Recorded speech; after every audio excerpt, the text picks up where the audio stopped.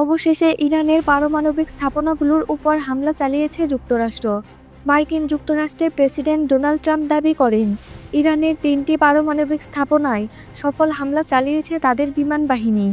এসব স্থাপনার মধ্যে রয়েছে ফরদো, নাতাঞ্জ এবং ইস্পাহান।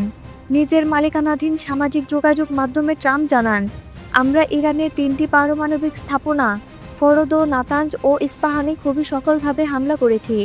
সব বিমান এখন ইরানের আকাশসীমার বাইরে বলেও দাবি করেন তিনি।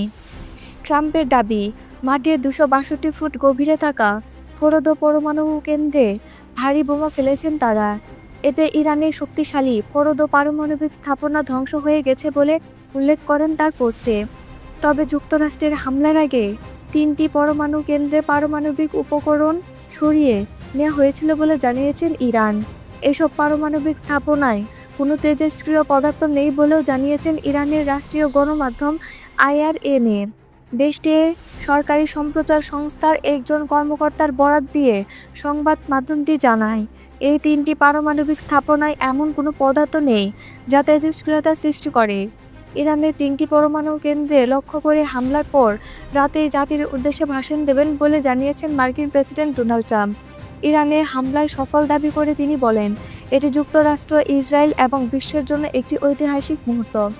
ইরানকে এখন অবশ্যই এই যুদ্ধে বন্ধে রাজি হতে হবে।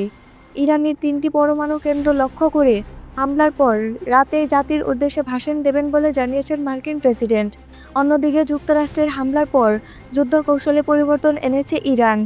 দেশটির সামরিক বাহিনীর জ্যেষ্ঠ এক কর্মকর্তা এই দাবি জানিয়ে বলেন, ইরান এখন আর আগের মতো বড় ধরনের ক্ষেপণাস্ত্র হামলা চালাচ্ছে না, বরং আগের তুলনায় অধিক উন্নত এবং নির্ভুল নিশানায় আঘাত হানা হবে।